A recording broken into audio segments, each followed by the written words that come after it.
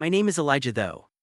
Most people call me James. I never expected that a basketball injury would completely change my life, leading me to find love in the most unexpected place, a hospital operating room. I'm a 28-year-old financial analyst working in Boston, and basketball has always been my escape from the stressful world of numbers and market forecasts. Every Thursday evening I play with a group of friends at the local community center. That particular Thursday in October started like any other but ended very differently. The game was intense, and in my competitive drive to block a shot, I landed awkwardly on my right knee. The pain was immediate and excruciating. My friends rushed to help, but I couldn't put any weight on my leg.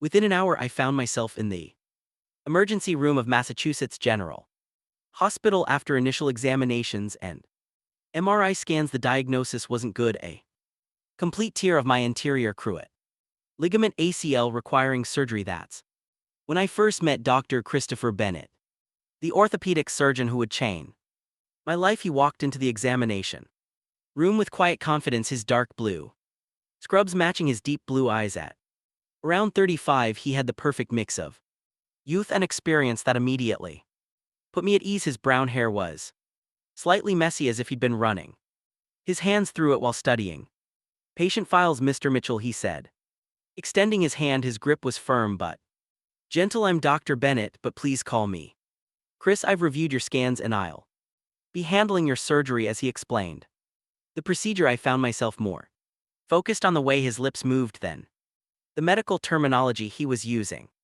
There was something captivating about his presence, professional yet warm, authoritative but kind. "Any questions?" he asked, snapping me back to reality. "How long until I can play basketball again?" I managed to ask, trying to ignore the flutter in my stomach. When he smiled, "With proper rehabilitation, usually 6 to 9 months," he replied, "but don't worry.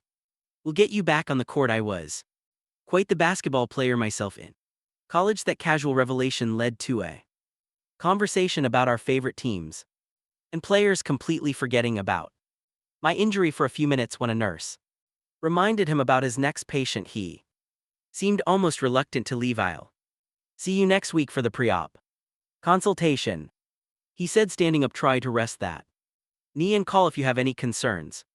My direct number is on the card." After he left, I stared at his business card for longer than necessary, my thumb tracing over the embossed letters of his name. I told myself it was normal to be drawn to someone so competent and caring.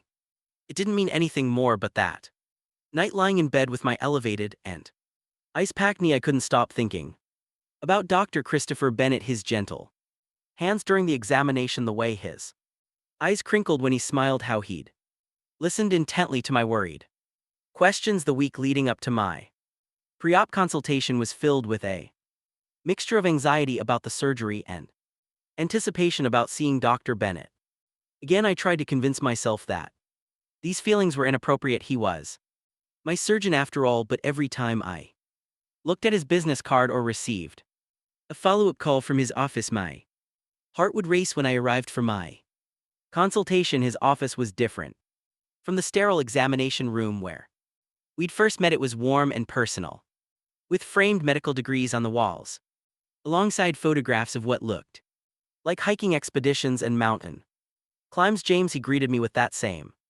warm smile, gesturing for me to sit. "How's the knee?" "Still painful," I admitted, "but the ice and elevation help." He nodded, pulling his chair closer to examine my knee. His fingers were cool against my skin as he tested the joint's mobility. Each touch sent shivers through me. "That had nothing to do with pain. The swelling has gone down nicely," he said, his face close to mine as he helped me sit up. "We should be good to proceed with surgery next week." As he went through the surgical procedure in detail, I noticed things I'd missed in our first meeting.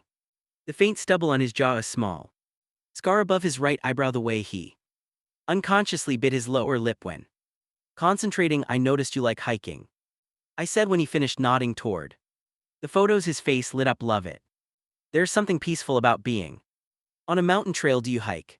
"Sometimes, though I might need to find less dangerous hobbies after this." I gestured to my knee. He laughed, and the sound made my stomach flip. "Well, once You're recovered, maybe I can recommend some good trails, ones that won't result in any more surgical consultations. Was he flirting? No, surely he was just being friendly, professional, but there was something in the way his eyes lingered on mine that made me wonder. I'd like that, I replied, trying to keep my voice steady. The day of the surgery arrived faster than I expected. As I lay on the pre-op bed trying to calm my nerves, Chris appeared in his surgical scrubs. He looked different, more serious, but no less attractive. Ready? He asked, checking my chart. As I'll ever be, I tried to joke, but my voice wavered. He must have noticed my anxiety because he placed a reassuring hand on my shoulder. You're in good hands, James, I promise. In the operating room, as the anesthesia began to take effect, the last thing I remember was Chris's blue eyes above his surgical mask and his voice saying, "Sweet dreams, James." When I woke up in recovery, groggy and disoriented, he was there, checking my vitals through the haze of post-surgical medication. I thought I felt his hand brush through my hair, but I couldn't be sure if it was real or just a dream. So, surgery went perfectly, he said softly. Rest now, I'll check on you later. The next few days in the hospital were a blur of pain medication, physical therapy, evaluations, and regular visits from Chris. Each time he came to check on my progress, he stayed longer than necessary, our conversations drifting from my recovery to more personal topics. I learned that he had grown up in Seattle, moved to Boston for medical school at Harvard, and decided to stay. He was divorced, a brief marriage right after residency that ended amicably when they realized they wanted different things. He lived alone with his golden retriever, Max, and spent his free time either hiking or reading medical journals. Though lately, he admitted during one evening checkup, I've been more interested in financial markets. He gave me a meaningful look that made my heart race. On the day of my discharge, he came to my room with the paperwork. I've scheduled your follow-up appointment for next week, he said, handing me the form. But if you need anything before then, he paused, then pulled out his card, different from the official hospital one he'd given me before. This is my personal number. Anytime. Our fingers brushed as I took the card, and neither of us pulled away immediately. The moment stretched between us, charged with unspoken possibility. Thank you, I managed to say, for everything. Just doing my job, he replied softly, but his eyes said something else entirely. The week at home was challenging. Physical therapy exercises were painful, and I struggled with basic tasks, but what really kept me awake at night was thoughts of Chris. I must have picked up his card 100 times, wanting to call or text, but always talking myself out of it. Then 3 days before my scheduled follow-up, I had a particularly rough physical therapy session that left my knee throbbing despite the pain medication. Without letting myself overthink it, I sent him a text, Dr. Bennett having more pain than usual after PT today. Normal, James. His response came within minutes. Call me Chris. And yes, normal as you increase activity, but I'd like to check it. Can you come in tomorrow instead of waiting for your scheduled appointment? The next morning, I found myself back in his office. He examined my knee carefully, his touch professional but somehow more intimate than before. The pain is from overworking the muscles, he explained. We need to adjust your PT schedule. He was still holding my leg, his thumb absently stroking my skin. Have you been eating properly, getting enough rest? Trying to, I said. It's a bit difficult managing alone. He looked up at me, concern evident in his blue eyes. No family nearby? No.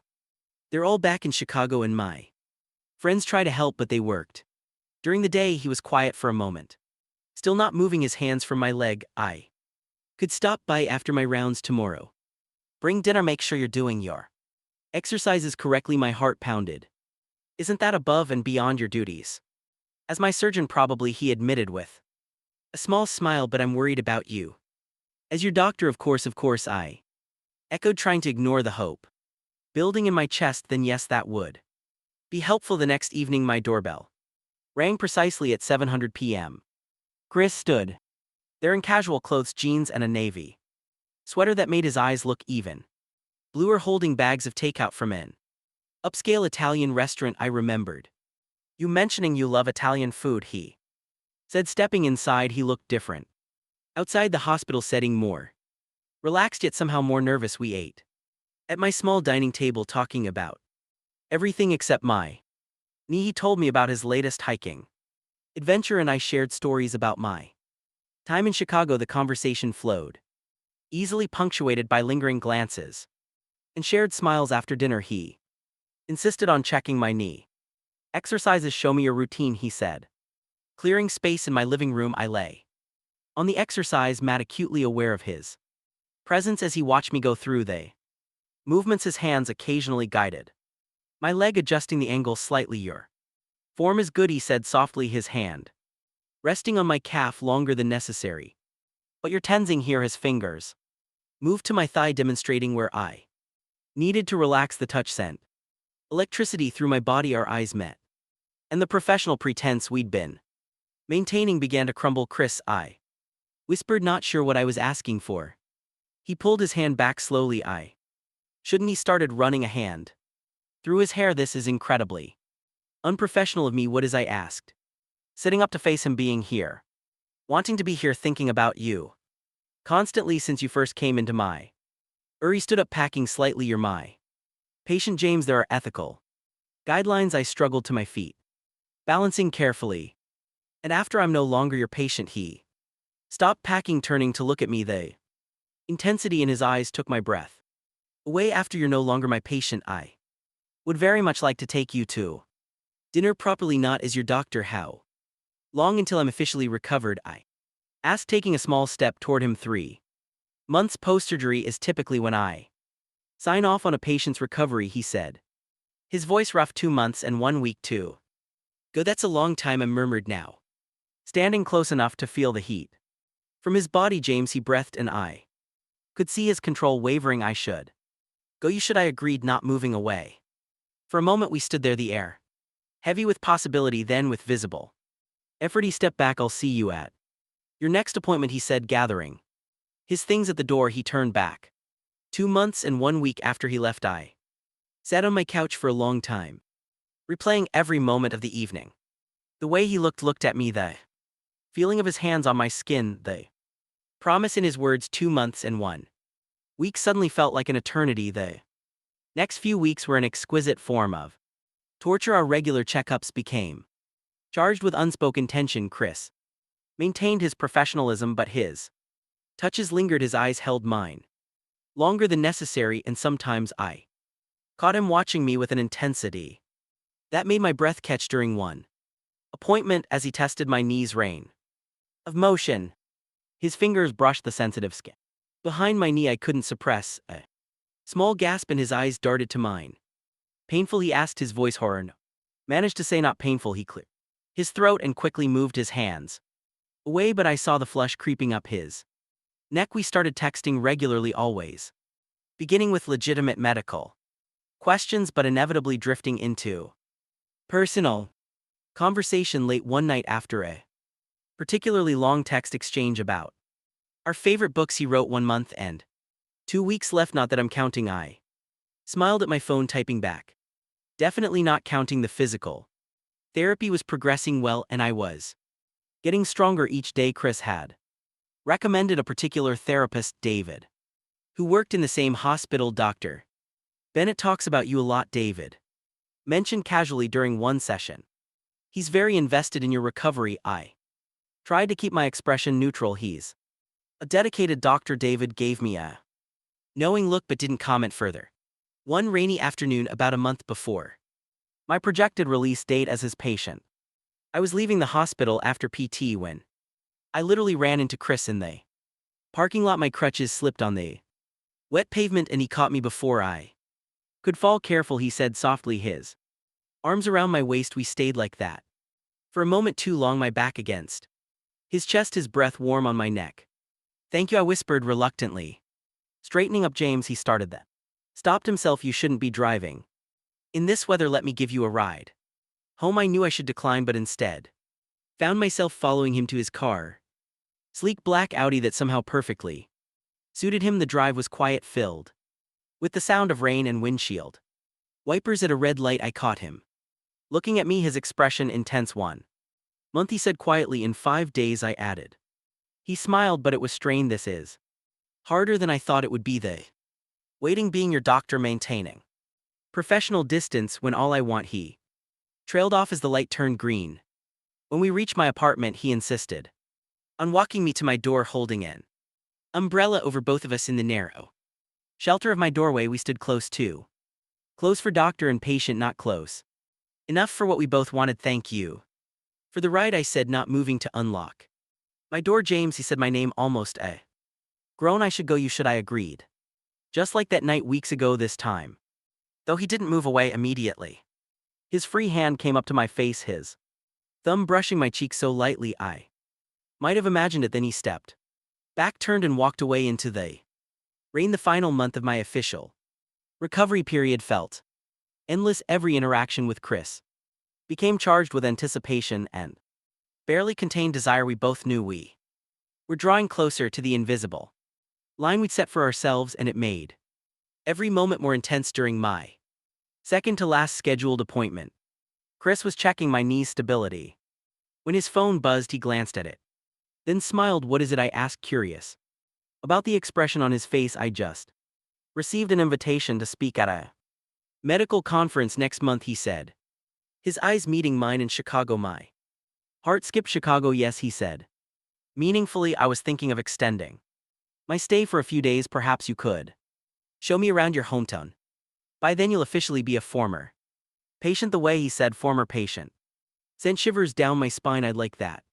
2 weeks later, at what was supposed to be my final checkup, Chris was unusually quiet as he examined my knee. His touch was clinical, but I could feel tension radiating from him. Well, he said finally, stepping back and removing his latex gloves, your recovery has exceeded expectations. The knee is stable, range of motion is excellent, and you're ready to return to normal activities. So I'm officially discharged? I asked, my heart racing. He walked to his desk and picked up a form. Just need to sign this. He paused, pen hovering over the paper. Once I sign, you're no longer my patient. The air in the room felt electric. Slowly, deliberately, he signed his name and dated the form. Then he looked up at me, his blue eyes darker than I'd ever seen them. Dinner tonight? Yes, I breathed. I'll pick you up at 7. I spent hours getting ready that evening, changing my outfit multiple times before settling on a blue button-down shirt and dark jeans. At exactly 700, my doorbell rang. Chris stood there in a charcoal gray suit that fit him perfectly, holding a bouquet of white roses. These are for you, he said, his voice soft. I've been wanting to bring you flowers since that first day in the I took the flowers, our fingers brushing their beautiful come in. While I put him in water, he followed me to the kitchen, watching as I arranged the roses in a vase. When I turned around, he was much closer than I expected. James, he said, reaching out to touch my face. I've been waiting so long to do this. Then he was kissing me, and everything else fell away. His lips were soft but insistent, his hands cupping my face as if I was something precious. I gripped his suit jacket, pulling him closer, pouring months of longing into the kiss. When we finally broke apart, we were both breathing heavily. Chris rested his forehead against mine, his thumb stroking my cheeks. We should go to dinner, he murmured, though he made no move to step away. We should, I agreed, sliding my hands up to his neck. Instead, he kissed me again, deeper this time, backing me gently against the counter. My hands moved into his hair as he slid down to my waist, pulling our bodies flush together. Maybe we should order in, Chris suggested. Between kisses, his voice rough. I laughed against his lips. What happened to our proper first date? We've essentially been dating for months, he said, pulling back just enough to look at me. Every conversation, every text, every moment I spent thinking about you instead of focusing on my other patients. Very unprofessional, Dr. Bennett, I teased, running my fingers through his hair. His eyes darkened. I'm not your doctor anymore, he reminded me, leaning in to kiss my neck. And I've been professional for far too long. We did end up ordering dinner from the same Italian restaurant he brought food from that night months ago. We sat on my couch talking and laughing, stealing kisses between bites. It felt both completely new and wonderfully familiar. I have a confession, Chris said later as we were curled together on the couch. I almost asked to transfer your Case to another surgeon, why didn't you? Because I couldn't bear the thought of not seeing you, he admitted, even if it meant waiting, even if it meant fighting. Every instinct to touch you, kiss you, he demonstrated with a soft kiss. It was worth it. I have a confession too, I said. I may have scheduled a few unnecessary follow-up appointments just to see you. He laughed. I know, I approved them all. Anyway, as the evening grew later, neither of us wanted it to end when Chris finally stood to leave, pulling me up with him. He held me close. Come to Chicago with me, he said. Suddenly, not as my tour guide, though I'd love that too, but as my partner. I want to show you off in my world, introduced to my colleagues as more than just a former patient. Are you sure? I asked. Won't it raise questions? I don't care, he said firmly. We did everything right, waited until it was appropriate, and even if we hadn't, he kissed me softly. You'd be worth any consequences. 2 months later, we walked into the Chicago Medical Conference hand in hand. Chris gave his presentation brilliantly and afterward introduced me to his colleagues with pride. No one batted an eye at our story. Apparently many of them had similar tales of finding love in unexpected places. That evening, as we walked along Lake Michigan, Chris stopped and turned to me. You know, he said, that day in the when you came in with your knee injury, I thought I was just having a normal day at work. I had no idea I was about to meet the person who would change my life. Are you getting sentimental on me, Dr. Bennett? I teased. Always, he smiled, pulling me close. And I plan to be sentimental about you for a very long time. As we kissed under the Chicago stars, I thought about how sometimes the most beautiful stories start in the most unexpected places, even in an ER on what seems like just another ordinary day.